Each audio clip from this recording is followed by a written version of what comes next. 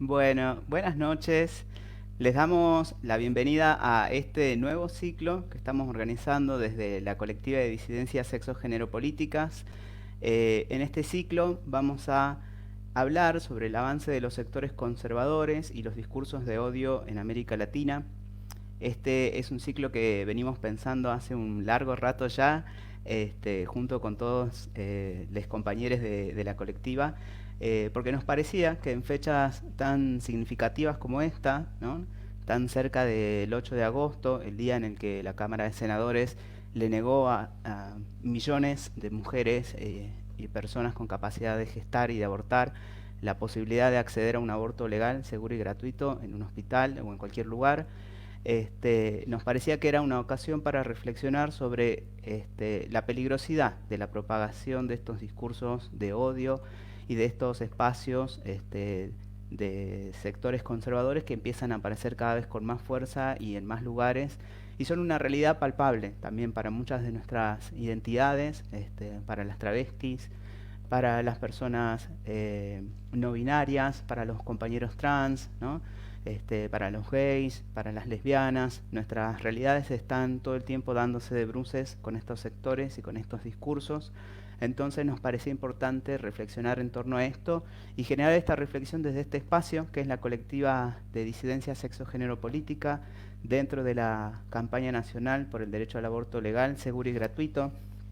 Así que preparamos este vivo, que va a tener una segunda parte el día de mañana, en realidad una parte complementaria el día de mañana, donde vamos a pensar un poco más en torno a los fundamentalismos religiosos y su influencia en el de acceso al derecho al aborto. Así que vamos a empezar hoy con este ciclo que culmina mañana, y les agradecemos a las personas que nos están mirando. Les pedimos que por favor nos comenten, usen la herramienta de comentarios en Facebook para decirnos desde dónde nos están mirando, también para acercarnos sus preguntas, sus comentarios respecto a la problemática que vamos a ir abordando.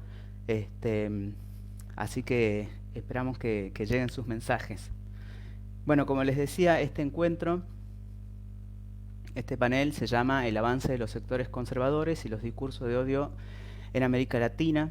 Nuestra propuesta es intentar pensar en torno a las modalidades que han tomado estos discursos, las estrategias que se han dado los sectores conservadores, y también intentar pensar colectivamente entre quienes nos están mirando y nuestros panelistas invitados en posibles líneas de acción desde los feminismos y las disidencias sexuales para hacer frente a este avance. Tenemos algunas directrices que pretendemos seguir en este encuentro. Fundamentalmente, generar un posible mapeo de cuál es la situación latinoamericana, y también pensar en un devenir histórico, en un proceso histórico de conformación de estos sectores fundamentalistas, conservadores, fascistas, antiderechos. Incluso podemos discutir esta noción y problematizarla. Pensar en torno a los discursos y los crímenes de odio contra el colectivo LGBTIQ no binario, ¿no?, sus expresiones más significativas en Argentina y en la región. La idea también es hacer una caracterización respecto al incremento de las acciones de los sectores conservadores y los discursos de odio, y cuál es la incidencia que tienen estos sectores dentro de los espacios políticos y partidarios, ¿no?, y pensar cómo estos sectores afectan al acceso a derechos, tanto para las mujeres como para las identidades sexodisidentes. Y por último, tratar de pensar también respecto al surgimiento de algunos discursos transodiantes que han ido conformándose dentro de los mismos feminismos en Argentina, y tratar de hacer una caracterización y pensar posibles líneas de acción al respecto. Así que estos son los ejes propuestos para el panel. Les agradecemos a quienes nos están viendo, a Eugenia Vega Feyrman, a Marta Rosenberg. Ay, no quiero pronunciar los apellidos porque después se ríen de mí, porque digo mal los apellidos. A Karime, a Olga Cristiano, ¿sí? Bueno, vamos a dar inicio ya al taller. Este tiempito para que acerquen sus saludos estuvo bueno. Vamos a presentarle a los dos panelistas que tenemos invitados para este encuentro. Nos van a acompañar hoy la licenciada, la doctora, calculo, licenciada, bueno, la compañera María Alicia Gutiérrez. Ella es socióloga, es docente de la Facultad de Ciencias Sociales de la UBA, es investigadora del Instituto de Estudios de América Latina y el Caribe, de la Facultad de Ciencias Sociales de la UBA.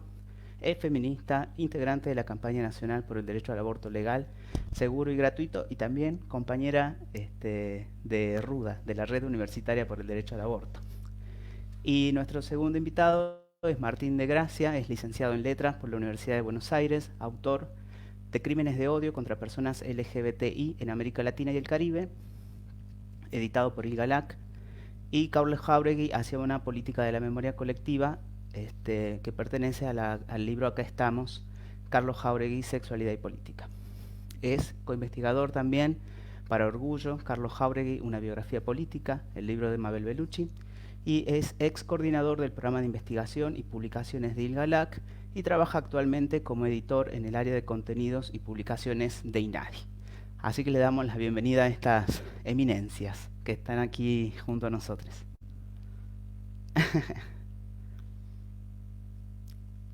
Bueno, Martín, María Alicia, bienvenidos. Estamos con algunos pequeñísimos problemas técnicos, así que por momentos tenemos un eco cuando hablamos, y eso es un poco complicado quizás para entablar los diálogos, pero vamos a tratar de hacer lo posible para generar un diálogo con estas condiciones técnicas dificultosas.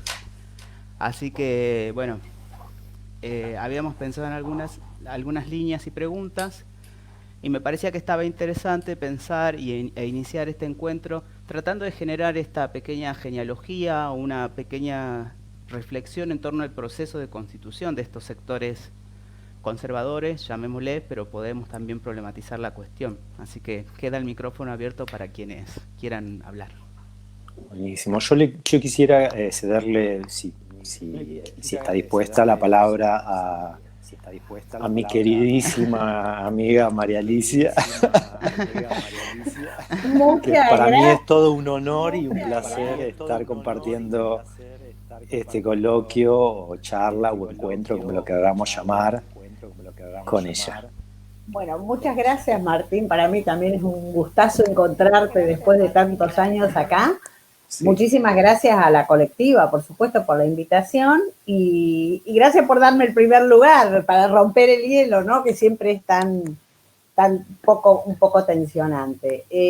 Yo quiero decir algo, en principio. Yo investigué hace muchos años, el pensamiento social de la Iglesia Católica, incluso participé en investigaciones internacionales y demás, y es un tema que siempre me interesó mucho, pero al cual he estado ligada intermitentemente. O sea, no soy una especialista del tema, eso quiero dejarlo claro de inicio.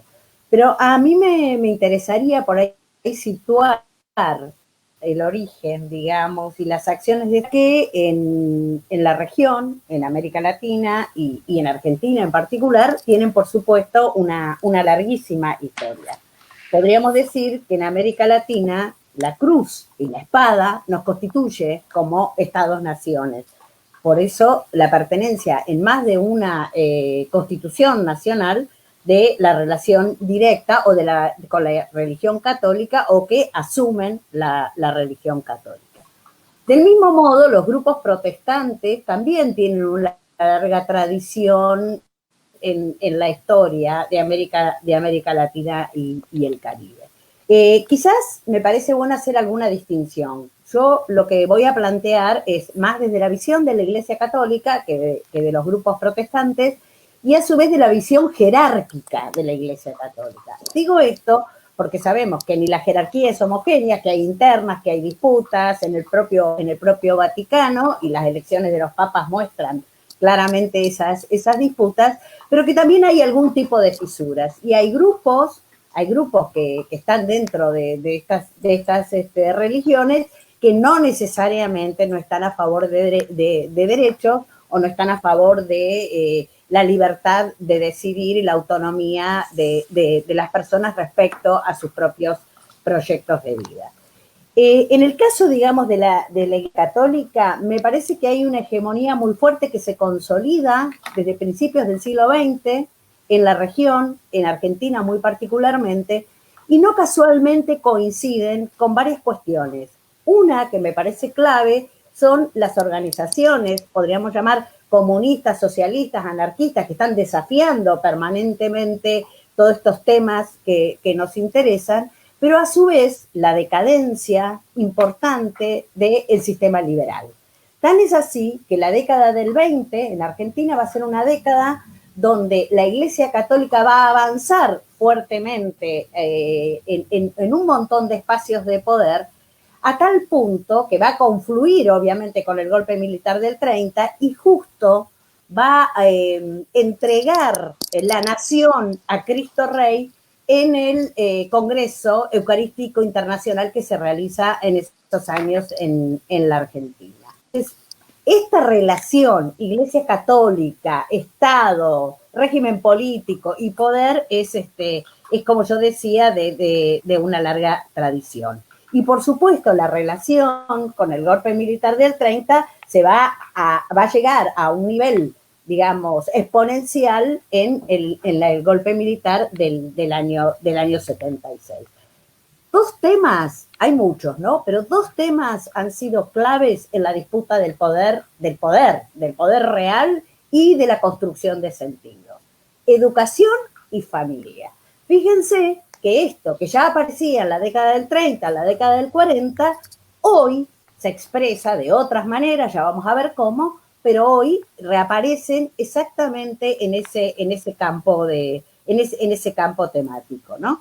Y los grupos, digamos, podríamos decir fundamentalistas conservadores, van a tener un momento de inflexión fuerte en la década, básicamente en la década del 70.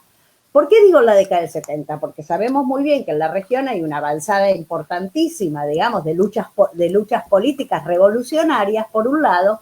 Adentro de la Iglesia hay una serie de fracciones, está Juan XXIII, se da el Concilio Vaticano II, que se supone que retoma los principios más progresistas de la Iglesia en la región, sobre todo, y dato que me parece interesante, que ahí surge o se reestructura la famosa teología de la liberación. La teología de la liberación, que plantea un montón de cosas como la educación popular y cosas que bueno, no vienen al caso del campo temático, o casualmente trata el problema de la reproducción social de la vida. Lo trata, lo toma en consideración, pero dice que las regulaciones son por métodos naturales. O sea, ni siquiera la teología de la liberación va a entrar profundamente en esta problemática. Un montón de documentos eclesiales, papales, que salen del Vaticano desde la década del 70 dan cuenta de este giro tan importante. Y en ese lugar es clave la figura del cardenal Ratzinger. El cardenal Ratzinger, que después va a ser el Papa Benedicto, es quien dirige la doctrina de la fe. Y la doctrina de la fe, como toda la gestión de Ratzinger, está apoyada básicamente en el Opus Dei, ¿no? Y esto, digamos, la gestión durante Juan Pablo II, ¿no? Y la estrategia ya a partir de los 80, podríamos decir, en la región, y con la instauración de los gobiernos dictatoriales, va a ser la recuperación, esta es una función importante que va a llevar adelante Juan Pablo II, de una América Latina desquiciada. Desquiciada en ese momento por las estrategias políticas, por estos sentidos más populares, y lo que van a atacar fuertemente, de manera interna, va a ser la teología de la liberación, a partir de lo que denominan la teología de la cultura, para reconquistar lo que la Iglesia Católica considera el continente católico por excelencia. Lo que me interesa decir en esto es que ya en ese momento empiezan a gestarse una relación con ciertos grupos protestantes que son los pentecostales y los neopentecostales. No es con todo el protestantismo, y tampoco es con toda la Iglesia Católica, pero sí la Iglesia Católica jerárquica, que es la que tiene poder. Entonces, una cosa que creo que es clave es entender que esta estrategia es una estrategia global desde siempre. La Iglesia Católica intenta, digamos, desplegar un poder global. Esto no es ninguna novedad, pero, digamos, en el caso de este nivel global, yo creo que empiezan a operar muy fuerte, y esto lo estábamos charlando un poco con Martín antes de empezar, con la caída, con la gran crisis capitalista de los 70, 80, la caída de los estados de bienestar keynesianos y la imposición neoliberales. En ese punto es donde yo digo que decirles antiderechos es limitante de alguna manera, y no estoy diciendo que no sea un sintagma que comunicacionalmente sirva. Eso es otro problema, digamos, de quienes hacen la comunicación. Yo creo que hay que llamarlos fundamentalismos conservadores, porque se articulan tras un modelo profundamente conservador y fundamentalistas, no en el sentido del origen de la palabra fundamentalismo, que apunta a la idea de centrarse en las sagradas escrituras y demás, sino como posicionamiento dogmático que trasciende los grupos religiosos. O sea, se va conformando un frente que va más allá de los grupos religiosos, si bien conceptualmente lideran bastante estos principios de iglesia religiosa. ¿Qué década? Y por ahí podría ir dejando para que entre un poco Martina ahí, ¿no? ¿Qué década a mí me parece clave? A mí me parece que la década del 90 es clave. Es clave por muchísimas cuestiones. Por avance de los movimientos feministas y por avance de las organizaciones de los grupos de disidencia sexual. Por ambos avances en una serie de luchas, en una serie de demandas. Pero a su vez, creo que el hecho de que Naciones Unidas básicamente haya instrumentado las llamadas conferencias internacionales, que también venían de antes, pero está en el 92 la Conferencia de Viena, la Conferencia de Derechos Humanos, donde va a implantar claramente el paradigma, hay un cambio de paradigma, el paradigma de los derechos humanos, desde vamos a pivotear todos los derechos que después vamos a demandar, tanto de los feminismos como de los grupos de disidencias sexuales. En el año 94 está la Conferencia de Población y Desarrollo. La Conferencia de Población y Desarrollo en el Cairo va a plantear por primera vez el derecho a la salud integral y el derecho a la salud sexual y reproductiva como un derecho humano básico. Creo que podría ser muy interesante contar cómo fue ese proceso a Cairo, que muchas de las que seguro están escuchando participaron, ese proceso a Cairo a nivel nacional y a nivel regional. Quiero decir, los impactos globales no son esos lugares solo donde la gente a lo mejor va de paseo un rato a Nueva York o a donde sea, sino que los impactos globales tienen una incidencia fuertísima en lo regional y en lo nacional, en el lenguaje que utilizan y en las estrategias políticas. Y a su vez, lo que pase a nivel nacional impacta a nivel regional y a nivel global. Un ejemplo que me parece clarísimo de esos impactos es la organización que tienen ahora del Frente Joven. El Frente Joven opera a nivel global en Naciones Unidas, pero después las prácticas políticas concretas y el reclutamiento de los jóvenes lo hacen a nivel nacional y demás.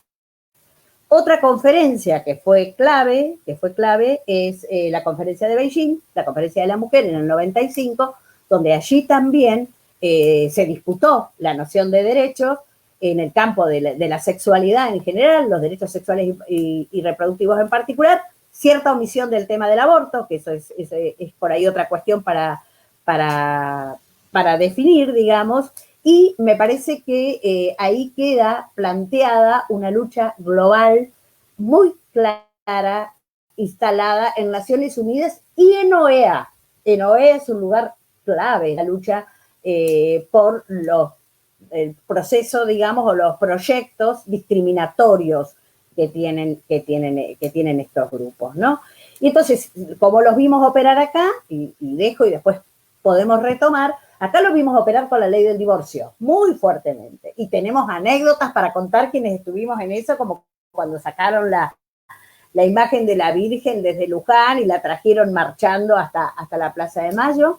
La ley de salud sexual y reproductiva, la primera, hablo del 95 a la vuelta de Beijing, la ley y después toda, la ley de educación sexual integral, la ley de matrimonio igualitario, la ley de identidad de género, la ley de fertilización asistida, bueno, todo el conjunto de leyes y que remata me parece, en acción en el 2018 con la ley de intervención voluntaria del embarazo. Bueno, yo dejaría como este primer plano acá y que avance Martín, ¿no? Bueno, voy a desmutear mi micrófono para que no se genere le explicamos a la gente que nos está escuchando que hay un efecto de eco que tenemos. Entonces, tenemos que mutearnos para que no haya eco y no estar escuchando nuestras propias voces. Lo cual es un poco una pena porque una parte, digamos, del diálogo que yo quería que tuviéramos era esta idea de superponer un poquito las voces y charlar, pero bueno, no nos va a quedar otra de jugar a eso de primero uno y después otro. Pero bueno, eso es para que la gente sepa un poco que estamos hablando en orden, digamos, de manera ordenada. Y bueno, yo personalmente me encanta hablar de manera desordenada, pero bueno, es una preferencia. Bueno, María Alicia, digamos, como siempre un placer, siempre está trabajando sobre las continuidades históricas, lo cual me viene casi al pelo, porque yo pensaba decir algo sobre el tema, aunque yo trabajo un poquito más sobre las discontinuidades, pero voy a tomar algo de lo que dijo porque me sirve, porque yo quería marcar básicamente una inflexión para contrastar dos momentos, digamos, de los grupos conservadores, de la gravitación que tienen los grupos conservadores en la región y cómo se relaciona eso con el avance de los discursos fundamentalistas, antiderechos, etcétera, etcétera.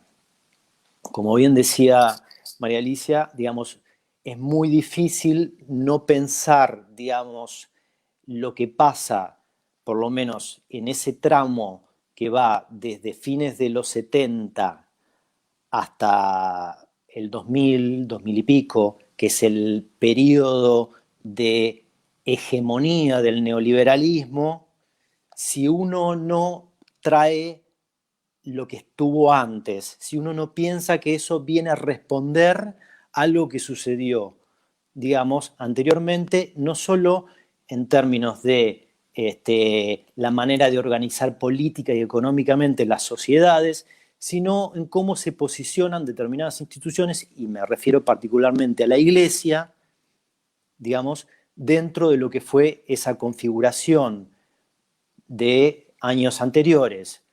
Como bien decía María Alicia, digamos, esta historia, digamos, para tomar un punto de inicio, un punto de origen, necesariamente nos envía, digamos, a ese proceso magnífico de deselitización de la Iglesia que fue la teología de la liberación, o, si se quiere, el concilio, mejor dicho, el Concilio Vaticano II, encabezado por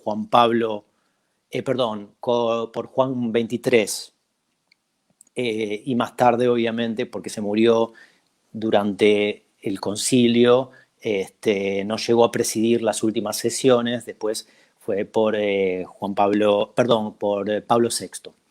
Así que ese proceso, digamos, de ayornamiento, de deselitización, de intervención sobre lo que se consideraban que eran las desigualdades sociales y económicas, obviamente sienta, digamos, un presente para lo que va a pasar después en Latinoamérica, en relación con los procesos emancipatorios, las insurrecciones, etcétera, etcétera.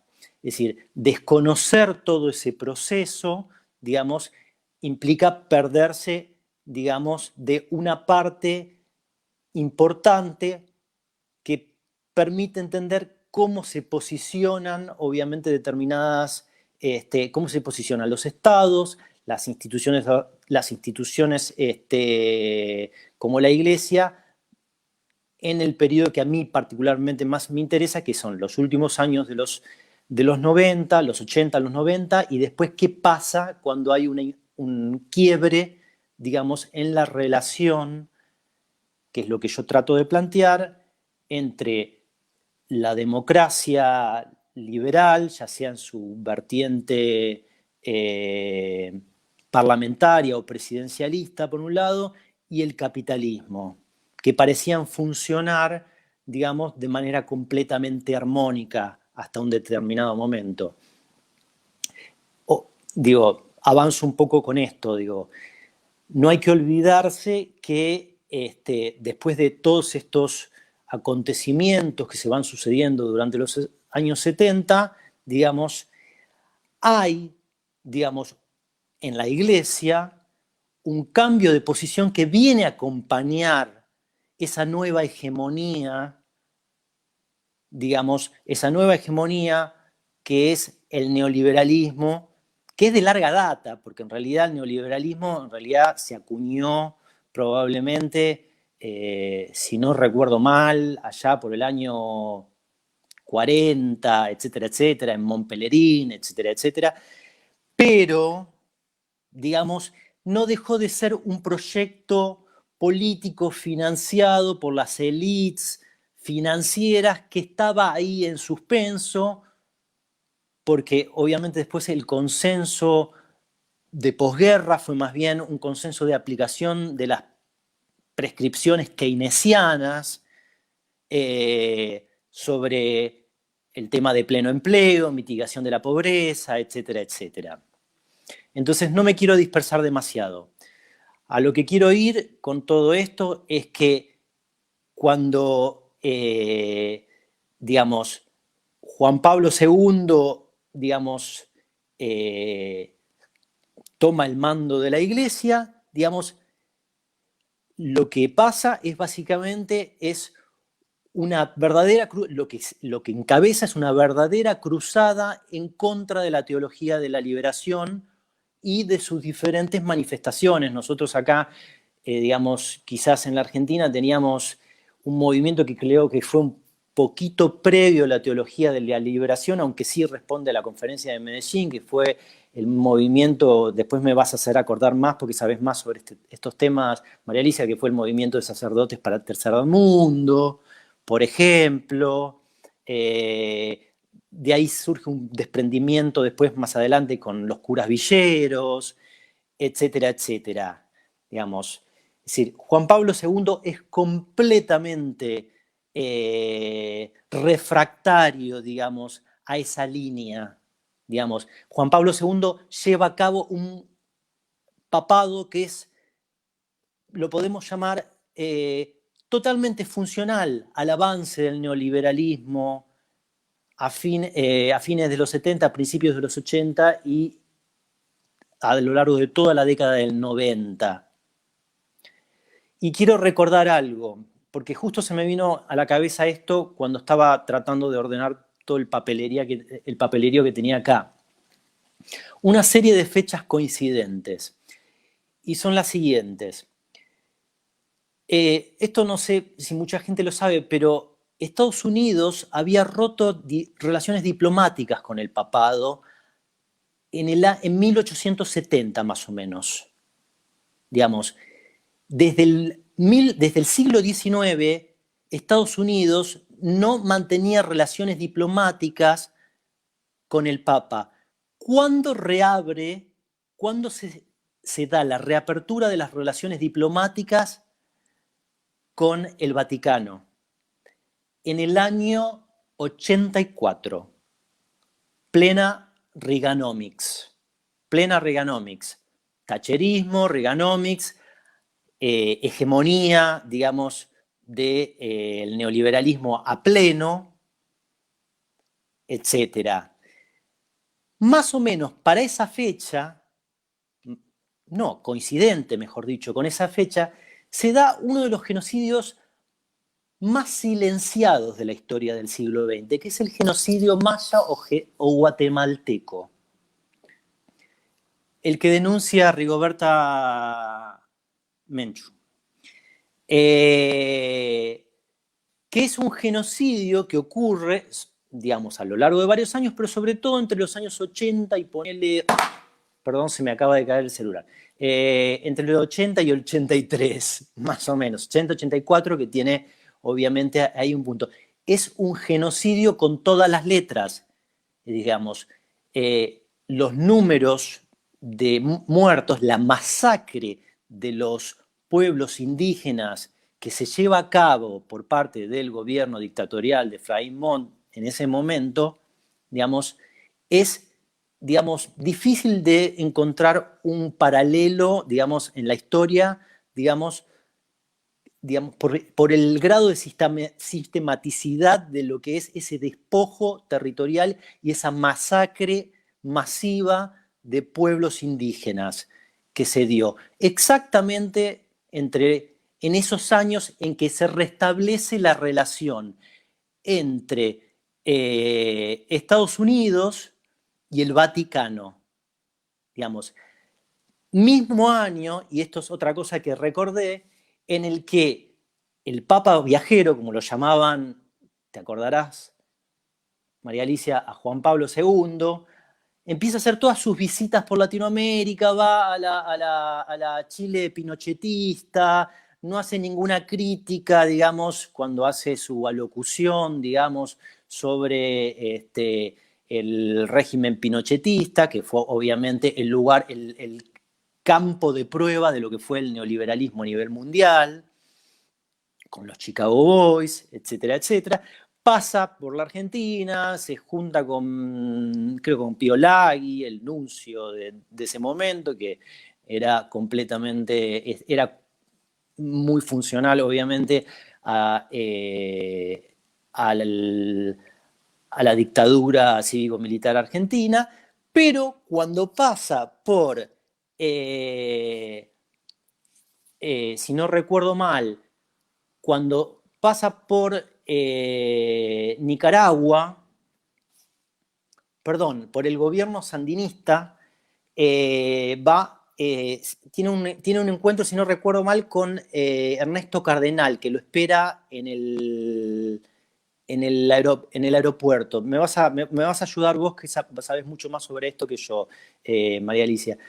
Y cuando lo recibe Ernesto Cardenal, que lo recibe, creo, haciéndole una deferencia, no sé si estaba de rodillas o algo así, él lo reta públicamente, es decir, cuando baja del avión, Nicaragua, en 1983 creo que fue esto, lo ve a Ernesto Cardenal, que lo está recibiendo arrodillado o algo por el estilo, lo reta porque, digamos, lo que no tolera es que él, digamos, esté en ese momento trabajando como ministro de Educación del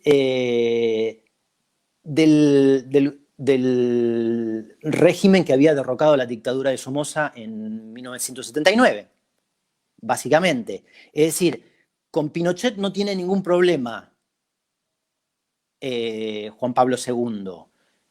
Con quien sí, digamos, no tiene ningún prurito en expresarse, en manifestarse públicamente para decirle que era vergonzoso lo que estaba haciendo, es con Ernesto Cardenal exactamente en ese mismo año. Por eso estoy trazando ese eje transversal del año 83 entre el genocidio guatemalteco, el 84, la reapertura de las relaciones diplomáticas entre Estados Unidos y el Vaticano, y este incidente probablemente menor, que es el momento en el que se cruza Juan Pablo II con Ernesto Cardenal en Nicaragua. No sé si querés decir algo más, para así lo hacemos más dialógico. ¿Querés que silencie? Voy a silenciar mi micrófono. Yo les voy a hacer un desafío, aunque realmente es fantástico escuchar este análisis, ¿no?, tan enfocado en el devenir histórico y en este proceso de constitución de estos espacios, porque me parece que es sumamente importante, ¿no?, y nos parece en general que es sumamente importante que podamos pensarlos desde esta complejidad y desde esta perspectiva, porque le da, por supuesto, esta profundidad en el tiempo que nos permite entender que los sectores conservadores o los sectores fundamentalistas no han aparecido de la nada. O sea, creo que esto nos parece como un punto que veníamos discutiendo bastante en la colectiva, y que quizás se lo podemos traer a ustedes para ver qué reflexión nos pueden aportar al respecto. Muchas veces existe esta tendencia a pensar que los sectores fundamentalistas y conservadores han aparecido casi como una reacción al avance de los feminismos, como algo que apareció de la noche a la mañana y que tiene pocas herramientas, ¿no? Creo que hay siempre como una subestimación de estos sectores, de estos discursos, como, bueno, son unos locos, bueno, o sea, siempre hay una subestimación de estas experiencias y esta subestimación nos hace caer en el error de pensar de que son fáciles de combatir, de que van a desaparecer solos, o que nuestra lucha va a ganar por sí misma, ¿no? Que por el propio peso de nuestras luchas y la masividad en las calles vamos a conseguir frenar esta avanzada.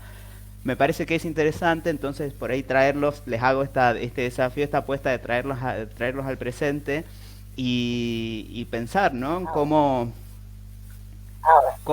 le damos un poco la pelea o cómo los podemos como visibilizar en el presente, ¿no? Ver como la complejidad de su existencia y no reducirlo simplemente a un fenómeno episódico y con poca profundidad. Marce, ¿te parece dejarle a María Alicia que conteste y yo engancho con el presente? ¿Hacemos así? Pero la próxima vos vas a ser el primero. Dale, vamos. Sigamos porque, claro, los dos nos reentusiasmamos con la cosa histórica. Si vos me mandás por ahí, yo sabés que yo avanzo.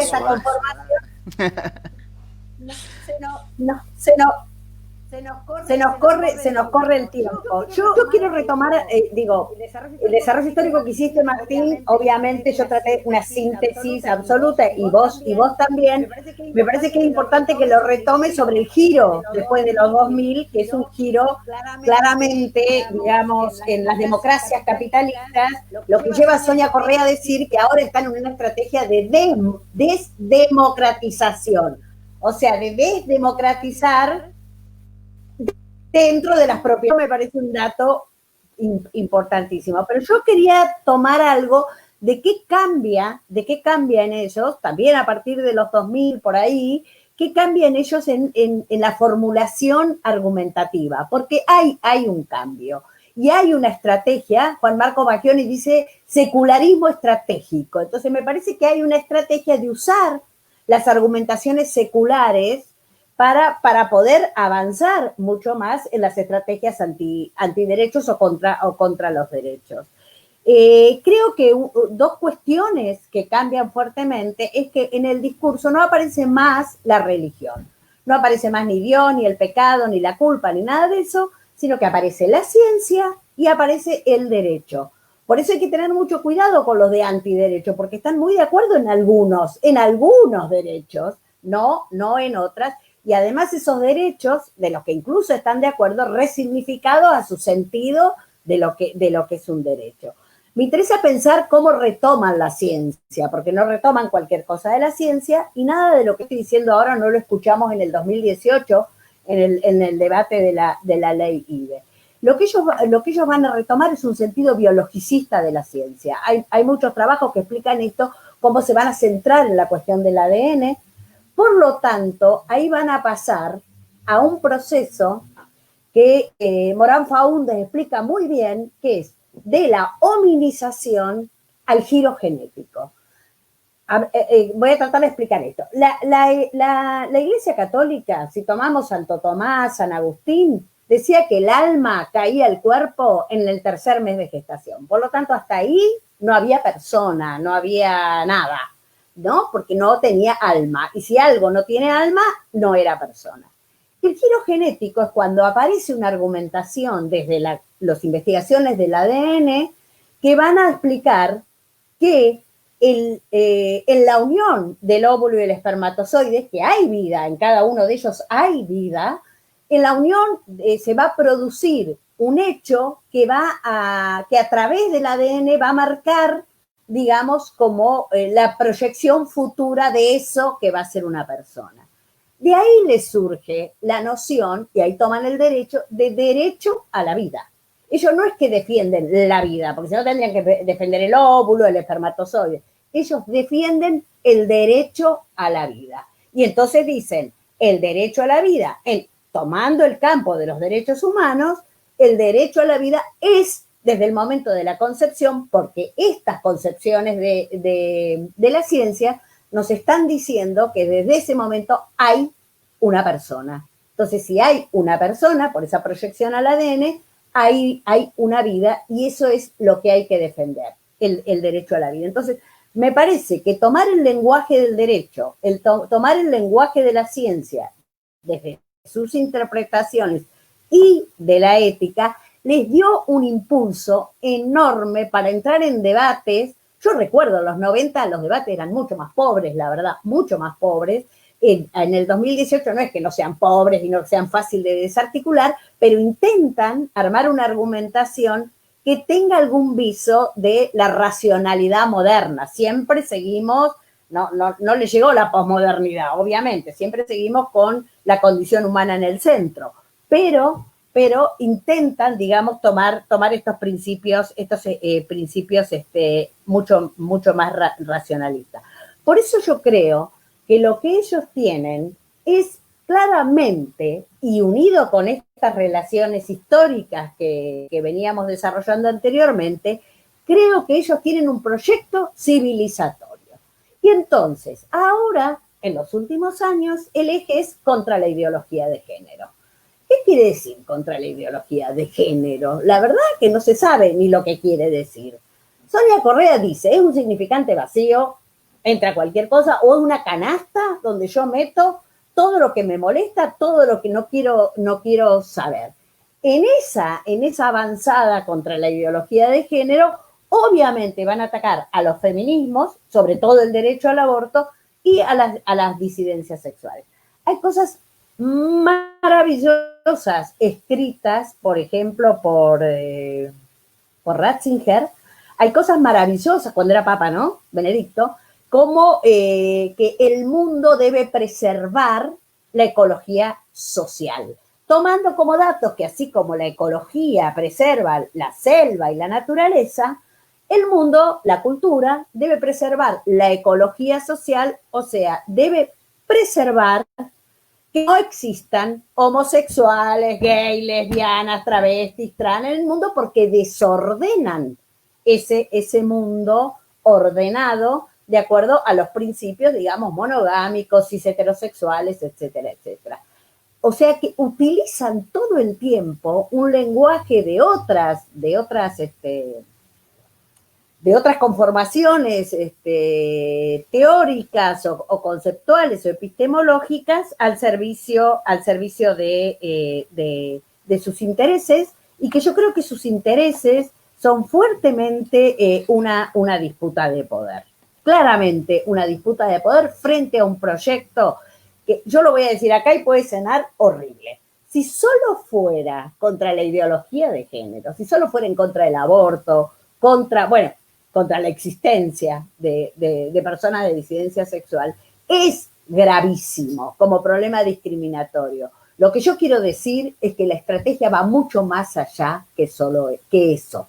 Es una estrategia, yo y muchos autores la llaman civilizatoria, intento de retomar la lógica del poder capitalista, retomar las democracias, vaciándolas de contenido liberal, en un tipo de capitalismo que, bueno, ahora vino la pandemia y no sabemos cómo irá, pero la línea en que iba era un capitalismo neoliberal altísimamente financiarizado, que ya de por sí supone la exclusión de la mitad de la humanidad, más allá de las exclusiones específicamente que ellos debaten con el tema de ideología de género. Yo creo que es muy interesante escuchar los argumentos que utilizan en Naciones Unidas, por ejemplo. Recuerden el 2014, cuando se estaba debatiendo los 20 años de la CPD, que la Conferencia de Población y Desarrollo, que un grupo de países africanos, donde no estaba Sudáfrica, se estaba discutiendo el concepto de familia. Entonces, familia, no familias, no querían familias, porque eso suponía, obviamente, romper con la concepción de la familia monogámica heterosexual. El grupo que decían de países africanos, lo primero que dice, nosotros no tenemos ningún problema, en la medida en que se respete nuestra soberanía. Ahí está una concepción respecto del Estado y el lugar del Estado, y por lo tanto lo nacional igual nacionalismo, digamos, nuestra soberanía, nuestra cultura, nuestras tradiciones, y la religión venía al final, y nuestras religiones. Entonces, nosotros estamos en desacuerdo con la homosexualidad y esto tiene que ver con nuestra tradición, con nuestras culturas, con nuestra religión, y nosotros reclamamos nuestra soberanía. ¿La soberanía frente a qué? A los derechos humanos internacionales y a la posibilidad de reclamar en escenarios internacionales. Creo que las estrategias en el campo, como yo decía al principio, de la educación y la familia han sido altamente demostradas a través de Con mis hijos no te metas, a través de, bueno, Martín explicará mucho más cómo se expresa todo eso en crímenes de odio, a través de estar en contra de cualquier avance respecto del acceso al aborto legal, y creo que también en una disputa, que eso también es bastante más reciente. Y ahí hay que ver también cómo operaron en la región los llamados gobiernos progresistas y cómo operaron los gobiernos de derecha. Obviamente ya sabemos, pero ahí hay una cuestión a dialogar y a pensar cómo operaron, pienso en el Ecuador de Correa, frente al debate de la ley de aborto, u otros gobiernos.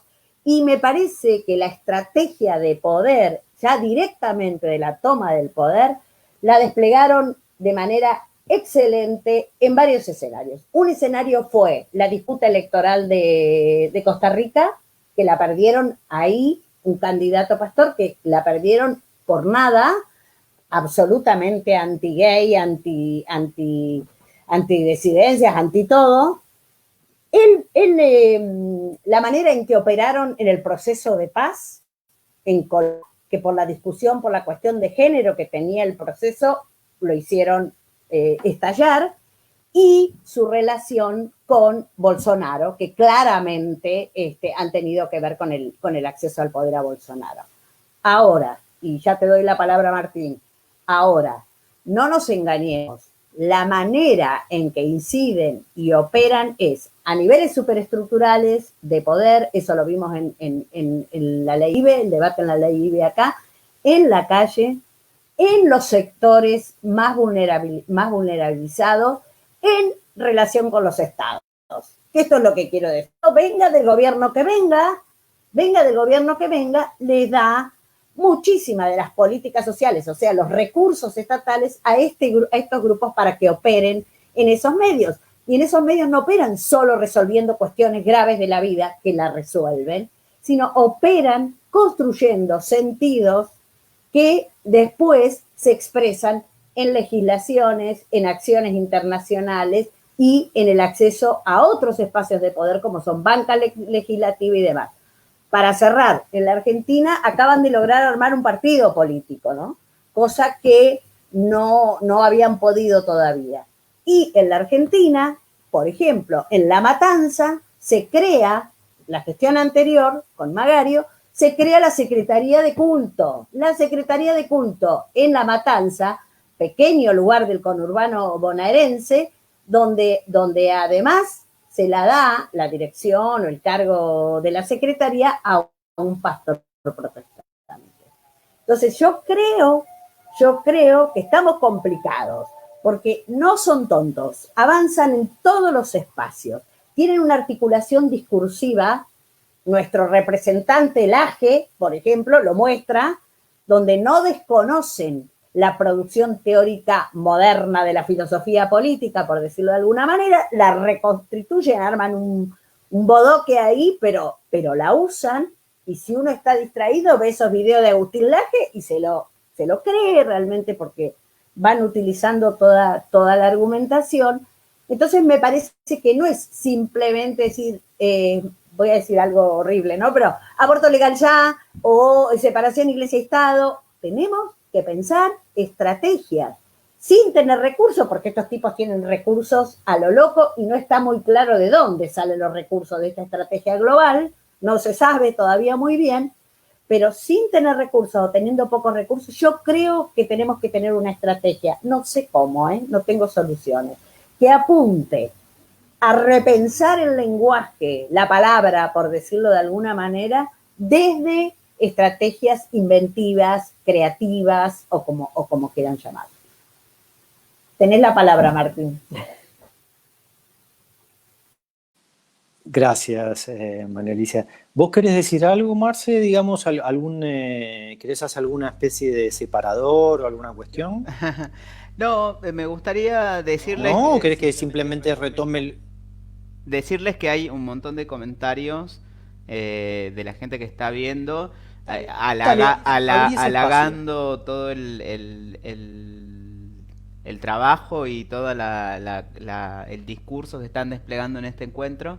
Y también agregando un montón de datos y de comentarios respecto a los temas que se han ido abordando.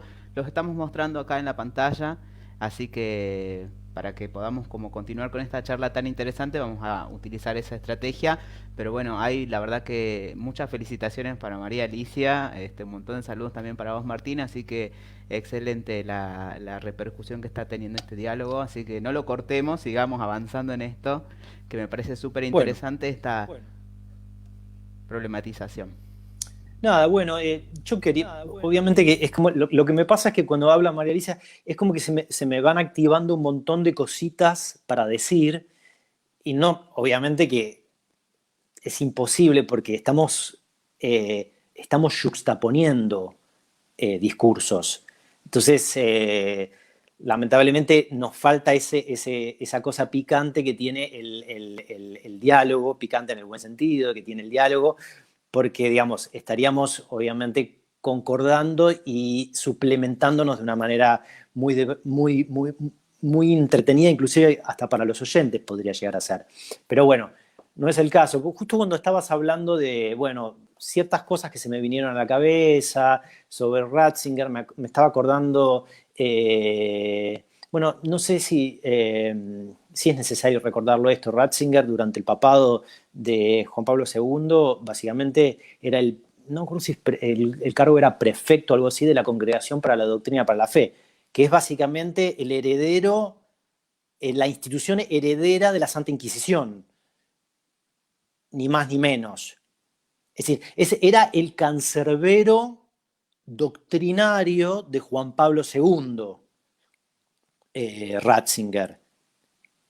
Digo, alguien que ya había participado, obviamente, que curiosamente provenía del Concilio Vaticano, pero obviamente que había hecho como una especie de contrarrevolución, digamos, a nivel doctrinario, durante el papado de Juan Pablo II. Pero para no irme tan lejos, en el 2003 me estaba acordando que que habían emitido en ese momento un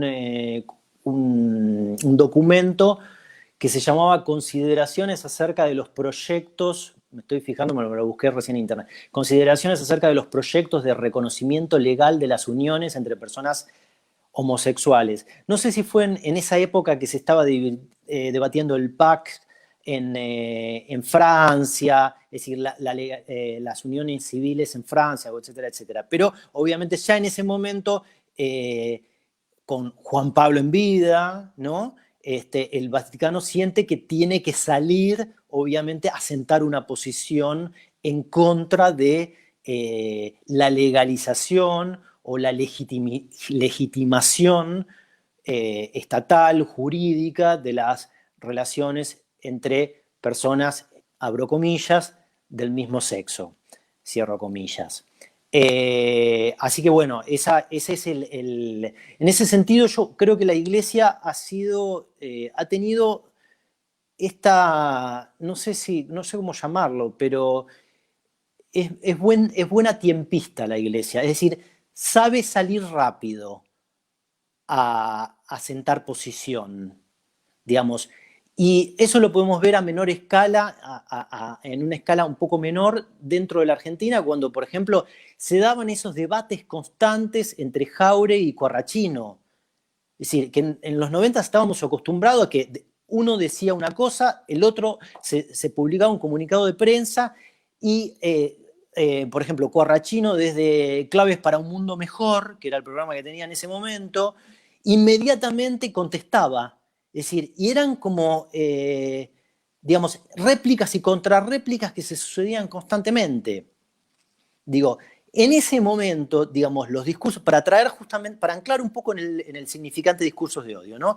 En ese momento los discursos de odio eran fuertes, ojo, inclusive por parte de prelados, de curas, etcétera, etcétera.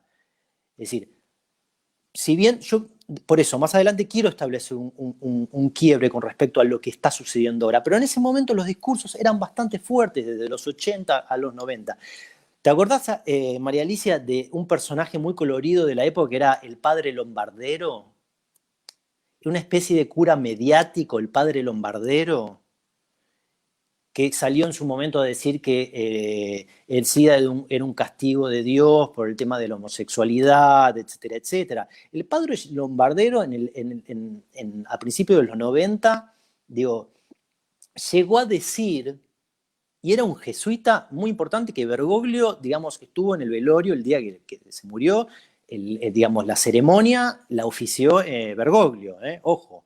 Llegó a decir que tratándose de homosexuales y de travestis, a veces matar no es tan malo. Digo, eso es una incitación, era directamente una incitación al crimen de odio, lo que hacía en ese momento, digamos, un representante, y no es que era excomulgado o nada por decir este tipo de cosas. Este tipo aparecía en programas de televisión, era muy mediático este cura, el padre Lombardero, decía este tipo de cosas y estas cosas pasaban perfectamente en ese momento. Había otro cura que, por ejemplo, era Dante Sandrelli, que era un obispo de Mendoza, que, digamos, en ese momento estaba en muy buenas migas con Corrachino y salió a decir, no, la homosexualidad es una plaga que hay que erradicar de la sociedad, digamos. Esas frases, digamos, eran muy habituales en ese momento. Esos son claros ejemplos de lo que son discursos de odio. Los de Corrachino, bueno, son quizás los más conocidos, ¿no? Desde que la homosexualidad es digamos, la homosexualidad, obviamente para ellos lo único que existe es la homosexualidad, no le vas a pedir, obviamente, que entiendan digamos, todo el arco, digamos, de la diversidad sexual, no, homosexualidad abarca todo, obviamente, pero, digamos, decía, la homosexualidad es un desvío de la naturaleza humana como la animalidad, agregaba, digamos, otro ejemplo, obviamente, un enunciado perfecto de lo que es un discurso de odio. Después, obviamente, salió a decir la famosa frase de hacer una gran zona, una especie de isla para que los homosexuales, decía una zona grande, literalmente, para que los homosexuales, los gays y las lesbianas vivan allí, tengan sus leyes, ironizaba en ese momento, su periodismo, su televisión, es decir, se puedan dar a sí mismos sus propias instituciones, estaba planteando. Ese era el apartheid que planteó, obviamente, que obviamente suscitó una querella por parte, en su momento, de Gays DC. Esos eran los tipos de discursos de odio que, digamos, eran reproducidos constantemente por los medios de comunicación, que también habilitaban la contrarréplica por parte de las organizaciones en ese momento de activismo LGBTI de esa época. Así que, digamos, pero, digo, y acá, digamos, ya sí quiero llevar un poquito más hacia el presente la problemática. Y por eso voy a decir alguna cosa más y ya después le doy la palabra a alguna de ustedes dos, si quiere seguir y vemos cómo sigue nuestra conversación. Digamos. Yo creo que esa relación particular que había entre el Estado, un Estado para el cual todavía la policía estaba facultada para detener personas con una identidad sexual diversa en la calle, es decir, a título de todo esta serie de códigos contravencionales, los edictos policiales, etcétera, etcétera, ¿no? Por un lado, los medios de comunicación que servían como amplificadores de estos discursos de los curas, que en ese momento eran curas bastante mediáticos, que es lo que he tratado más o menos de explicitar recién, digamos. Estos personajes como Lombardero, Sandrelli, Quarracino, etcétera, etcétera, eran todos personajes que inclusive participaban de programas de televisión, muy vistos en ese momento. Y eso por un lado, digamos. Y por el otro, digamos, la sociedad civil, esa relación ya no es más la misma. Es decir, ese tipo de discurso de odio o esas condiciones de circulación de los discursos de odio durante los 80, durante los 90, digamos, donde no se salva nadie, porque hasta el mismo Favaloro, digamos, dedicó un programa hablando sobre la plaga de la homosexualidad en su momento, a pesar de que en los últimos años sufrió como una especie de proceso de canonización progre, Favaloro. Donde, por ejemplo, dirigentes... Fernando Nadra era del Partido Comunista, ¿no, María Alicia? Nadra. Creo que sí, ¿no? Porque estaba recordando una entrevista en la Satiricón, ¿te acuerdas de la Satiricón? Donde le preguntaron si tuviera que elegir que un hijo fuera policía u homosexual, ¿qué preferiría? Él dijo, no, policía. Dijo en ese momento Nadra, que era el presidente del PC en la Argentina. Así que bueno, esa configuración que para Jáuregui en esa época, ya Jáuregui era un adelantado en algún punto, porque la llamaba neoconservadurismo, no hablaba de neoliberalismo Jáuregui. Si uno va a los discursos públicos de Carlos Jáuregui, va a encontrar que, digamos, él no hablaba de neoliberalismo, hablaba de neoconservadurismo. Ya en esa época, creo que tenía muy en mente no solo, digamos, el panorama local, sino además lo que era el neoconservadurismo norteamericano, probablemente. Pero bueno, es indudable que ahora se dio como otra ahora tenemos una rearticulación de un nuevo orden conservador. Por lo tanto, los discursos de odio, los crímenes de odio, hay que entenderlos dentro de otra configuración, digamos. Y yo, la hipótesis que planteo, y probablemente María Alicia me secunde en esto, es que el punto de inflexión es esta ruptura que se da histórica entre en la relación entre la democracia liberal, quizás podríamos agregar multiculturalista de los años 90, 80 y 90, por un lado, y el capitalismo financiero, que encontró en el neoliberalismo su paradigma hegemónico. Digamos, cuando se rompe esta relación orgánica entre el capitalismo financiero y la democracia liberal como forma de organizar política y económicamente las sociedades, obviamente, necesariamente hay que encontrar nuevas formas de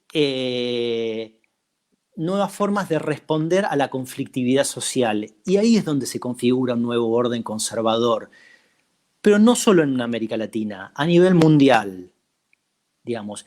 Y ese nuevo orden conservador, con la alt-right en Norteamérica, con las nuevas derechas en Europa, con personajes oscuros, lúgubres, como por ejemplo Steve Bannon, etcétera, etcétera, traen una nueva agenda conservadora, una nueva forma de lo que sería el neoconservadurismo. Quizás yo frenaría un poco acá y abro el campo para que otros digan, otras cosas que tengan para decir sobre el tema. Yo, perdón, quisiera retomar algo de lo que decís, Martín. yo acuerdo con esta reconfiguración financiera del capitalismo financiero, que es global, como venís diciendo, que pone en jaque la democracia liberal entendida como la disputa de intereses, bla, bla, bla. Pero lo que no estoy muy seguro, lo que estoy muy segura, perdón, es si no siguen sosteniendo modos ficticios de la democracia.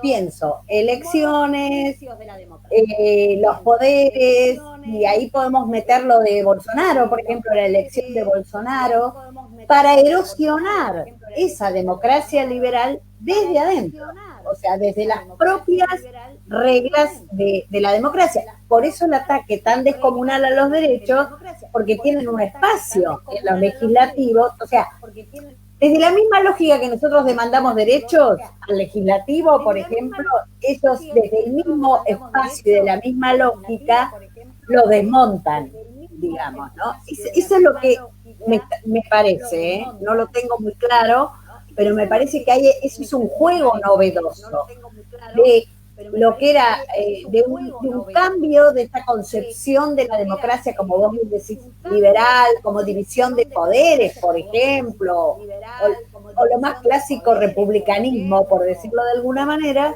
y estas formas de la democracia que sostienen algunas cuestiones, como el proceso eleccionario, que no permiten decir que son una dictadura, ¿no? Al clásico estilo golpe militar, pero que ejercen una manera de ejercer la política y de plantear estrategias que son de alguna manera dictatoriales, ¿no? Eso, y yo creo que esos nuevos modos de rearticulación del capitalismo, que veremos a lo que pase con la pospandemia, que yo creo que tiene un riesgo enorme. Yo soy más de pensar de que es mayor el riesgo de girar a unas derechas casi fascistas que a modelos muy progresistas y de avance de lo que nos interesa a nosotros. La verdad que yo tengo bastante más miedo o impresión de esos procesos, pero sí creo que en esa línea que vos decías, Martín, está la rearticulación de estas nuevas lógicas culturales y de derechos y demás que usan, pero también están un poco preocupados y tienen que ir de manera fuerte frente al mismo tiempo, porque si no es todo muy pesimista, a las formas organizativas de las disidencias sexuales y de los feminismos en general, con toda la conflictividad que tienen adentro esas propias organizaciones, desde el pinkwashing a las feministas radicales o radfem, por ejemplo, ¿no? Que pueden acordar más o menos con estas nuevas estrategias capitalistas, conservadoras y demás.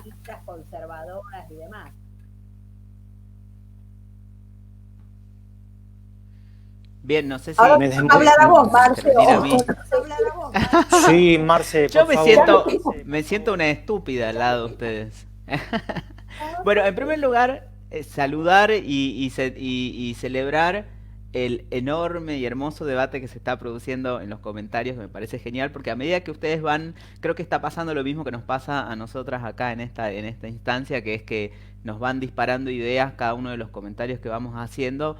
Bueno, los comentarios en Facebook están respondiendo a eso y hay un montón de intervenciones y de aportes y de discusiones, incluso entre los mismos espectadores de este vivo, que eso está buenísimo porque era uno de los objetivos, tratar de pensar conjuntamente, ¿no? esta problemática, y me parece que eso está súper bueno.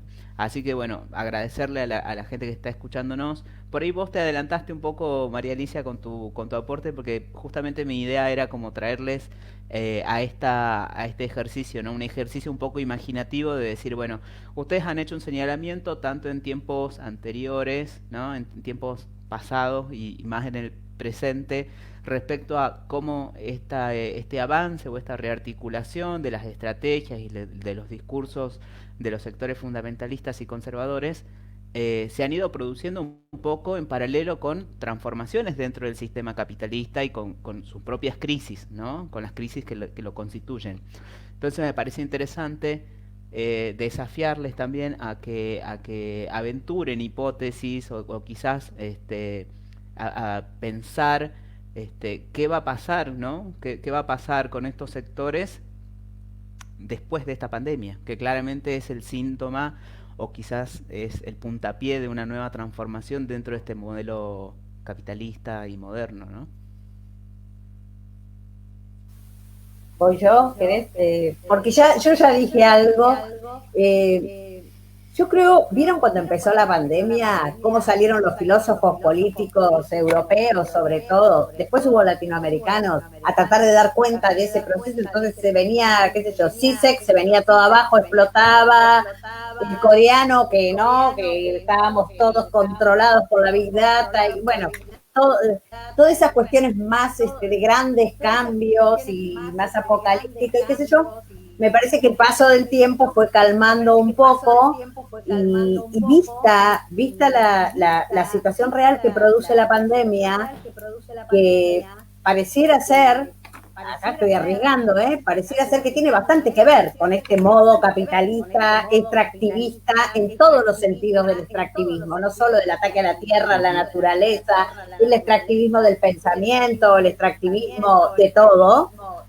Pareciera ser que tiene que ver con estos procesos enormes de deterioro y la aparición de estas pandemias.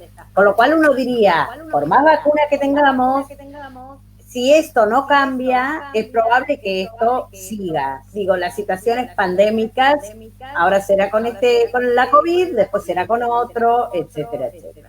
Entonces, pareciera ser que es necesario cambios, si es que importa hacer prevalecer la condición de la vida. Y cuando digo la vida humana y la vida no humana, no la centralidad de lo humano solamente. Por otro lado, y en paralelo, el poder gestionar la pandemia llevó a mostrar el enorme desastre que produjo esto que venimos charlando, estos modelos capitalistas neoliberales, la posibilidad de poder pilotear cualquier situación muy claramente expresado en el enorme deterioro de todo el sistema de salud, la no importancia.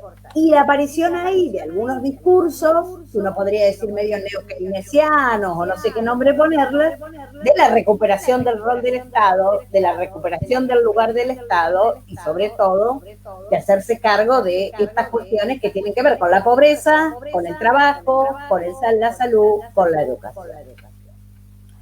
Yo creo que esa recuperación del Estado, y claro, en la vida de las personas es mejor tener todo esto que no tenerlo, no corre necesariamente de esa estructura capitalista, financiera, extractivista. No necesariamente lo corre de ahí. Opera diferente con la redistribución, pero no se corre de ahí. Pero yo Además, creo que en paralelo... Si me dejas hacer un aporte, a mí cuando escucho este discurso, ¿no? del gobierno y de parte del Estado, de la idea del Estado que te cuida, ¿no? Un Estado cuidador, de pronto siento como que también hay una apropiación ahí de los discursos que habíamos construido desde el feminismo y desde otros espacios, ¿no? Estas lógicas del cuidado y todo lo demás. Bueno, no hay ningún gobierno que no intente apropiarse del éxito, entre comillas, de algunos movimientos. Eso acá lo hemos visto muchísimas veces en la historia y en otros países también. Pero yo lo que quiero decir es que me parece que el riesgo importante es lo que Martín marcaba, que lo tenemos en la región muy fuertemente, y es este sentido de una construcción de modelos conservadores profundos, casi fascistas. Decir fascista es muy inadecuado, lo aclaro, porque fascismo fue la reconversión del capitalismo en un momento específico concreto, ¿no? Corporativo y demás. Pero uno lo dice por extensión, con estrategias y modalidades fascistas, con una intervención muy importante en una organización social jerárquica. Y cuando decimos jerárquica, hablamos de clase, hablamos de forma de jerarquía de género, de raza, de generacional, etcétera, etcétera, etcétera. Digo, para poner un ejemplo paradigmático que me toca, cuando decimos generacional, ¿se acuerdan cuando empieza la pandemia en Europa y empieza el problema que a los viejos, a los mayores, los dejan afuera si no hay espacio para que se mueran? Bueno, ahí también podemos hablar de estrategias, de ciertas limpiezas frente a no importa. Hay algo de la vida que no importa, que eso es lo que mostró el modelo neoliberal. Pero la verdad que yo personalmente tengo más miedo de esas salidas más profundamente neoconservadoras y fascistas que de salidas muy progresistas, por ponerle un nombre. Y ojalá me equivoque, ¿no? Muy progresistas, por ponerle un nombre. Y ojalá me equivoque, ¿no? Bueno, a ver, Martín. Martín. Ahí me voy. Bueno, a ver, Martín. Bueno, estaba pensando tantas cosas. Ahora espero acordarme algo de todo lo que estaba pensando. Estaba pensando tantas cosas. Una de las cosas que estaba pensando es que cuando falló... Una de las cosas que estaba pensando es que...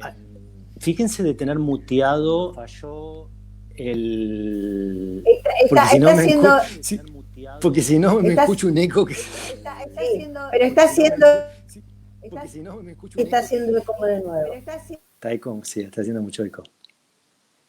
Marce, ¿querés darnos vos la palabra a través de, no sé, del comando central, no sé cómo llamarlo? Ahí está, ¿puedo hablar? ¿Se me escucha? Ahí está, ¿puedo hablar? Sí. Sí. Bueno. Retomo, que cuando falló en su momento, es decir, cuando entró en crisis, me refiero, el liberalismo del laissez-faire, con la gran crisis del 29, del 30, en Europa, en el periodo de entreguerras, digamos, ahí se empezó a pergeñar algo que se llamó el neoliberalismo, ¿no? Pero obviamente eso estuvo como en reserva hasta los años 80, si bien empezó a ponerse en práctica en Latinoamérica a través de las dictaduras militares, etcétera, etcétera. Es decir, ¿cuál fue después del periodo de posguerra la manera de salvar, digamos, al capitalismo, el modelo, digamos, social y económico para salvar? Bueno, básicamente el keynesianismo, ¿no? Entonces había digamos, una serie de, una racionalidad técnica y económica con que, digamos, atender, digamos, al conflicto, a la conflictividad, digamos, social y económica. Cuando en los años 70, digamos, el keynesianismo empezó a hacer agua, con las crisis del petróleo, etcétera, etcétera, también había algo. Ya lo venían preparando desde desde los 40, ¿no? Estaba ahí en reserva, digamos, el neoliberalismo para, digamos, con todo su arsenal técnico, digamos, para ser aplicado. Ahora, el problema es el siguiente, digamos, una vez que falla, digamos, de manera definitiva en el 2007-2008 con el tema de las hipotecas subprime y toda esta cuestión, digamos, la crisis financiera global, digamos, que repercutió en todos lados, el neoliberalismo, ¿qué es lo que sigue? Digamos, ¿de vuelta a keynesianismo? Esa es la pregunta que yo me hago. Es decir, digamos, es la primera vez que tenemos que ir hacia atrás, buscar algo hacia atrás, no tenemos nada hacia adelante. Salvo que, no sé, el planteo sea que la crisis la paguen los capitalistas, es decir, consignas. Digo, yo puedo decir que la crisis la paguen los capitalistas, pero no llego a ningún lado, digamos, repitiendo esa consigna. O, no sé, digamos, tomar el Estado por las armas e imponer la dictadura del proletariado y socializar los medios de producción, digamos, no sé, digamos. Es decir, ¿qué es lo que viene? ¿Cuál es el paradigma sustitutivo? ¿Más neoliberalismo o volver de vuelta hacia atrás y buscar, digamos, en el neokeynesianismo? Yo creo que esa necesidad que tiene la izquierda de hurgar de vuelta dentro de lo que sería la centroizquierda, pongámosle, no sé, en el neokeynesianismo ya es una claudicación en sí misma. Es porque no tenemos nada, porque no surgió nada, digamos, para reemplazar esto. Es decir, y supongamos que digamos, la solución pasa por el neokeynesianismo. Pongámosles neo, porque obviamente a todo, cuando uno lo retoma, supone que habrá que adaptarlo a las circunstancias presentes. Entonces le pone neo y con eso ya resuelve el problema, ¿no?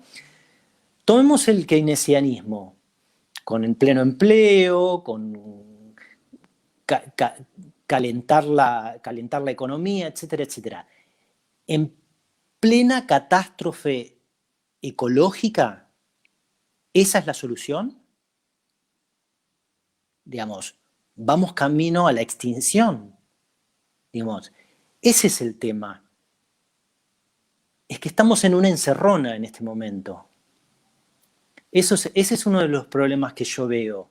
Digo, hay un proceso, digamos, de no avisorar una salida que justamente le está dando la derecha o el norte a los peores sectores, digamos, a esta suerte de, no sé si la palabra me gusta, pero bueno, populismos de derecha, nuevas, es decir, neoliberalismo neofascista, hay muchas maneras de tratar de definirlo, neoliberalismo milenarista, etcétera, etcétera. Yo lo llamaría directamente capitalismo apocalíptico ya esto que vamos a vivir. Es decir, eso es lo que se viene concretamente. Es decir, es la fase apocalíptica del capital. Apocalíptica no solo en el sentido de que es el final de los tiempos, es decir, en el sentido escatológico, vamos a pasar por la última etapa, ¿no? Sino en el sentido de, digamos, etimológico, el sentido de apocalipsis, es decir, de revelación, digamos, en el momento en el que el capital se revela tal cual es.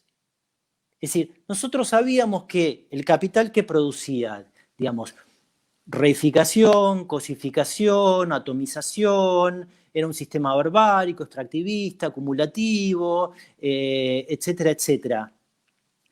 Pero todo eso estaba, obviamente,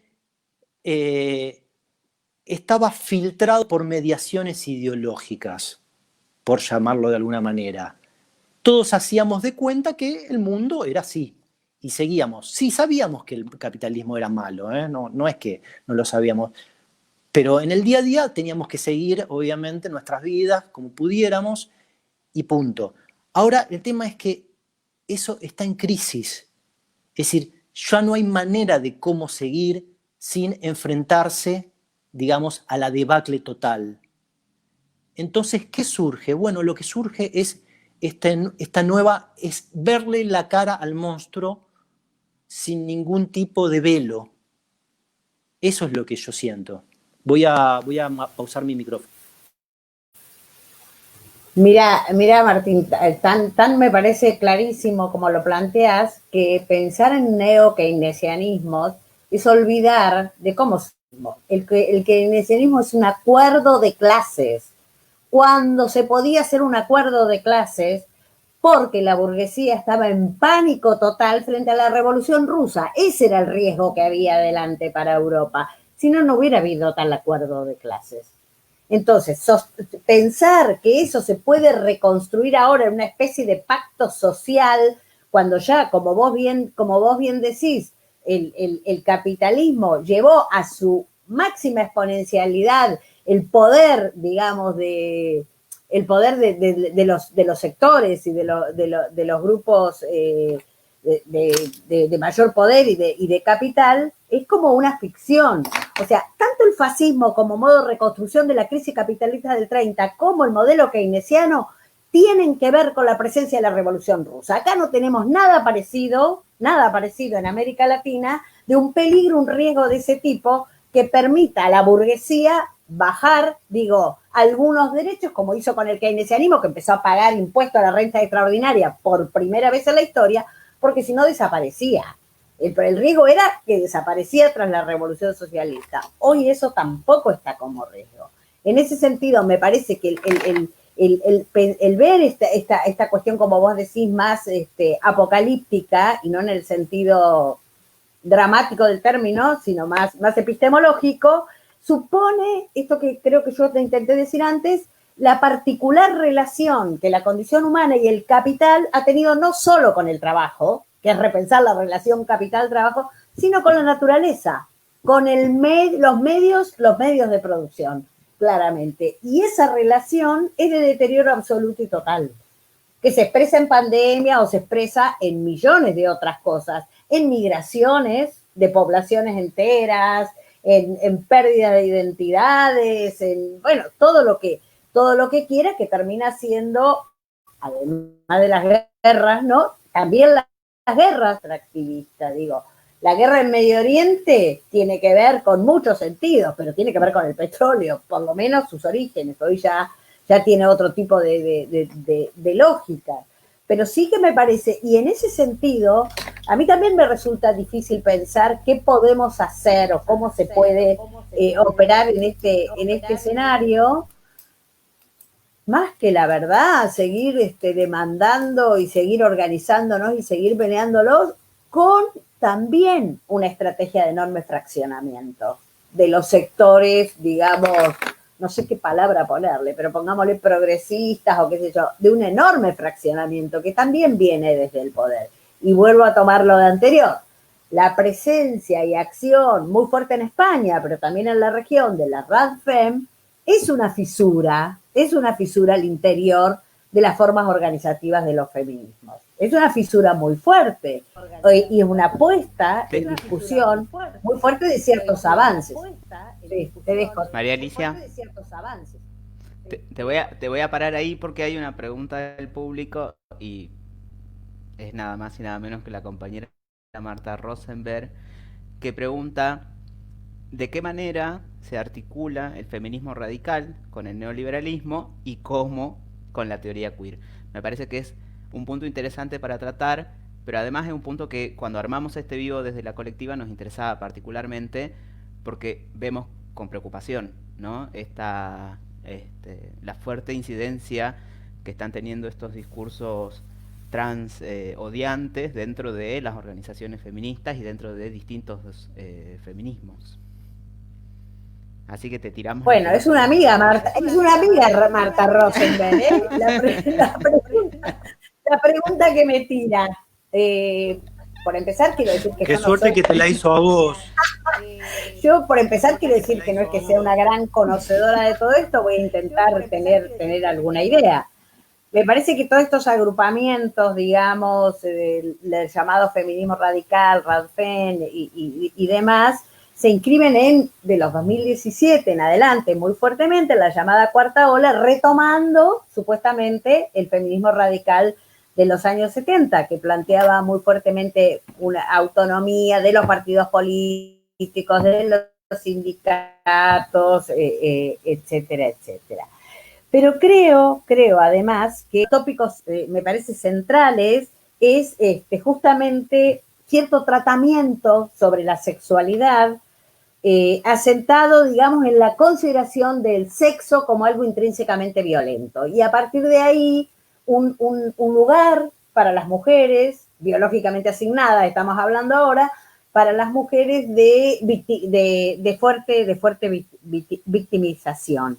Y me parece que eso se liga con un pensamiento, o una subjetividad abolicionista, antipornográfica, etcétera, etcétera. En el sentido, yo creo que como es me parece un discurso que se coloca como en las antípodas del poder y del poder y de la institucionalidad, aparece este lugar de la mujer como como víctima, ¿no? Entonces esa debilidad o ese lugar de victimización sería como una especie de negatividad ontológica, y eso me parece que permite también desplegar algunas estrategias punitivistas como scratches y demás, en general por las vías virtuales, ¿no? Y yo creo, ¿cómo se relaciona con la teoría queer? A mi entender, yo creo que el avance de la teoría queer, pero no solo en términos de marco conceptual, aunque también, sino también de la práctica política y de las articulaciones con los feminismos otros, no por ahí con este feminismo, creo que ha despertado esta especie de retorno a un esencialismo biológico, algo que la teoría queer, me parece, estoy haciendo una generalización terrible, ¿no? Pero desde Judith Butler hasta acá va a poner en cuestión esta idea de esencialismo, del esencialismo biológico como productor de una condición de identidad, digamos, ¿no? Y me parece que lo que despliegan mucho, por lo menos lo poco que yo he leído, he visto, y aclaro que más en España, lo que despliegan mucho es algo parecido a lo que despliegan los sectores estos que estamos hablando, que es el pánico moral, ¿no? Todo el tiempo diciendo, están desapareciendo las mujeres, no surge la mujer, y aunque uno diga y ponga, qué sé yo, tal acción política de las mujeres, por ejemplo, la discusión del encuentro nacional en la Argentina, plurinacional, y uno dice, mujeres, y todas las identidades, pero mujeres está, no es que está desaparecido y borrada, porque esa sería otra discusión, porque sería como invisibilizar cualquiera de las identidades que históricamente se han invisibilizado. Pero me parece que plantean este pánico moral todo el tiempo de que las mujeres están desaparecidas. Y que entonces esta entrada de las identidades es una manera de la entrada del patriarcado disfrazado, estoy diciendo una ironía, ¿no? Pero como el patriarcado disfrazado para nuevamente atacar a las mujeres que hemos sido las históricamente maltratadas, oprimidas, violentadas, etcétera, etcétera. Me parece que va por ahí, pero la verdad debo decir que no es que conozca el tema así en profundidad, ¿no? Siento que es excelente tu aporte porque es un poco algo que veníamos problematizando desde la colectiva. Eh, Me parece algo que también nos planteamos y que lo conversamos grupalmente fue esta cuestión de que también nos parece que nos corresponde quizás una autocrítica, ¿no? Porque hemos erigido todo un discurso en torno a la identidad tan fuerte, ¿no? Incluso a las propias disidencias sexuales hemos hecho de la identidad la principal bandera y la visibilización de esa identidad. Entonces hemos llevado quizá la discusión a un campo discursivo en donde terminamos brindando herramientas para que se produzcan estas discusiones. No sé qué opinás respecto a eso, pero me parece que es un poco... También tenemos que ser un poco reflexivas de nuestras propias prácticas, ¿no? Porque en algún momento hemos apoyado ciertos discursos, nos han parecido copados, nos han parecido interesantes, y hoy creo que algunas de esas prácticas y discursos se han vuelto en contra en algún punto. Sí, yo creo que hay que hacer reflexión y que hay que hacer autocrítica de muchas cosas, no solo eso, y en las distintas formas de reflexión y en las distintas formas de las prácticas políticas, tanto de los grupos de disidencias como de los feminismos y como de las posibles o imposibles alianzas en distintos momentos entre los feminismos, todos ellos y las disidencias sexuales. Eso es una cosa. Ahora, me suena riesgoso plantear, Marce, que la aparición pública en acciones muy potentes y obviamente de mucha presencia, como podemos pensar el colectivo travesti trans, por ejemplo, genera una reacción. Porque entonces es la misma discusión que en 2018, por ejemplo, yo estuve con grupos que dijeron, ustedes que ponen el debate del aborto y arman semejante revuelo con 2 millones de personas en la calle, son las que de alguna manera provocaron la reacción de los grupos pentecostales y religiosos y demás. Y la verdad que no, porque como charlamos acá, esto viene articulándose desde larga data, viene existiendo desde tiempo y claro que van a reaccionar frente a la cosa, pero si no la otra es nos quedamos guardados, no demandamos derechos, no nada. Yo sí tendría una discusión sobre las políticas identitarias, pero eso es otra cosa. Eso es otra cosa. No es las identidades lo que justifica esto como reacción. Ahora, las políticas identitarias, ¿qué han significado las políticas identitarias en la ruptura, digamos, ponerle del pensamiento moderno o como quiera llamarlo?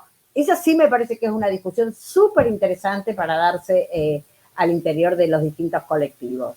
Pero no que la reacción tiene que ver porque aparecen visiblemente en una demanda de ciudadanía y de principios de igualdad y demás. Yo personalmente creo que sería fantástico el día que no haya necesidad de ninguna identidad.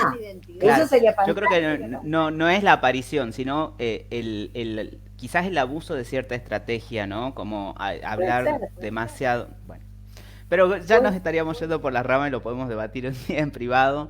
Llevamos más de 1 hora y media de transmisión, la gente está haciendo un montón de preguntas, está siendo súper exitoso el ciclo. Pero bueno, después de este panorama del capitalismo apocalíptico que nos dejó Martín, surgió mucho el deseo de pensar estrategias. ¿Cómo hacemos? ¿Cómo le seguimos dando batalla? ¿Cómo seguimos enfrentándonos a esto? Este, nada, es el momento del mensaje consolador como para tratar de pensar cómo seguimos avanzando de cara al futuro este, ante este enemigo que se ha quitado la máscara y nos muestra sus peores expresiones. Yo algo ya dije, pero yo lo que diría, y tengo muy poco para decir porque la verdad no sé. Y una de las cosas que más me ha gustado de esta pandemia es, al estar recontra reclutada, aunque trabajando bien hiper explotada, como todas, y todos, una de las cosas que más me ha gustado de esta pandemia es tener en mi cabeza un enorme signo de pregunta. No sé. Y la verdad que esa sería mi respuesta. Ahora, también te diría que entre tanto ese no se sabe, te diría como dijimos en la campaña después que perdimos en Senado, valga la fecha que estamos ahora, dijimos, seguimos en campaña.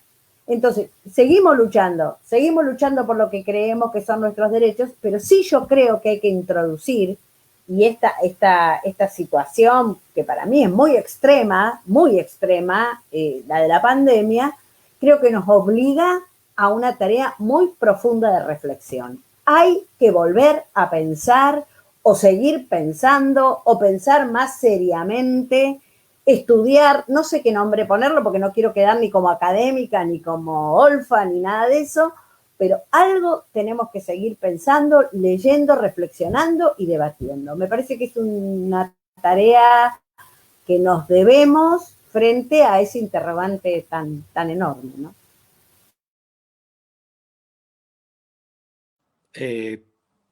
Puedo decir alguna cosita así como a modo de cierre. Bueno, yo también tengo un gran interrogante sobre cómo pensar estrategias. Lo que tengo es una cierta... He llegado por lo menos a ciertas conclusiones respecto de las cosas que ya, por lo menos en mi pensamiento, no sirven. Quedarse en lo identitario para mí ya no sirve. No alcanza. No hay nada disruptivo en eso. Por más excluida que esté una identidad, por más oprimida que esté una identidad, no alcanza. Creo que hay que pensar nuevas formas de universalidad. Creo que más bien tenemos que dar el zarpazo sobre el universal. Creo que hay que pensar para eso nuevas articulaciones entre los excluidos o entre los grupos subalternizados. No tengo una respuesta sobre cómo se hace, pero sí, por lo pronto, digamos, sé que la etapa de los derechos civiles, digamos, fue necesaria, pero concluyó. Digamos, ya por ese lado no hay mucho más. para seguir hurgando, digamos. Así que tengo una sensación bastante oscura respecto de cómo va a seguir esto. Creo que si algo va a pasar con el capitalismo es que el capitalismo se está reconfigurando para peor. Y por eso, digamos, creo que estamos pasando por una especie de fase apocalíptica del capital. Y creo que vamos a tener que pensar de manera colectiva nuevas categorías. Creo que con lo que hay no alcanza, con el lenguaje particularista que, digamos, nos sirvió para nombrarnos durante mucho tiempo, no es suficiente. No digo que necesariamente tenga que ser abolido, ni superado dialécticamente, ni nada por el estilo, pero sí creo que no alcanza. Creo que hay que pensar nuevas estrategias, y esas nuevas estrategias me parece que tienen que estar encaminadas a la construcción de nuevos universales. Eso es más o menos lo que tengo para decir al respecto. Bueno, genial. La verdad que ha sido un encuentro maravilloso, quizás uno de los mejores en los que he participado. Yo tenía mucho miedo de hacerme cargo de la coordinación de este encuentro con dos personas con tanto conocimiento y tanta sabiduría, pero fue fantástico. La verdad, a pesar de todas las dificultades, hemos podido establecer un diálogo y compartir algunas ideas y construir algunas cosas en conjunto que son fantásticas. Así que nada, agradecerles en nombre de la colectiva y también en nombre personal, porque fue una experiencia súper importante y súper linda. Agradecerle a las personas que estuvieron ahí desde principio a fin de la transmisión, que ya lleva 1 hora 41, y estuvieron escuchando esta transmisión y haciendo sus aportes a través de los comentarios. Aclararles que queda este vivo grabado, van a poder compartirlo, seguir viéndolo y volviendo a estas reflexiones que son tan interesantes. Hay un montón de demandas por un próximo encuentro para pensar otros tópicos, así que ojalá eso se dé en un escenario futuro y cercano. Así que bueno, muchas gracias Martín, muchas gracias María Alicia, y si quieren decir algo para cerrar, es su tiempo. Sí, bueno, muchísimas gracias a la colectiva por la invitación. Me encantó este diálogo con Martín, yo lo respeto profundamente. Su libro, que no lo terminé de leer todo, me parece una joyita. Comparto muchísimas de las maneras, la mirada que tiene, la verdad, y agradezco un montón a los oyentes, o no sé cómo se dice, que estuvieron aquí, que como vos decís, Marcelo, Marce, 1 hora 40 no es poca cosa. Así que bueno, les mando un abrazo a todos. Bueno, gracias. Muchas gracias, Marce. Muchas gracias a la colectiva. Fue una grata sorpresa que me convocaran para hablar, y sobre todo con María Alicia, que yo le tengo un cariño muy grande y un gran respeto, por supuesto, como no podría ser de otra manera. Aparte, fue una persona que me ayudó mucho en un momento muy importante de mi vida. Así que, bueno, no quiero traer recuerdos personales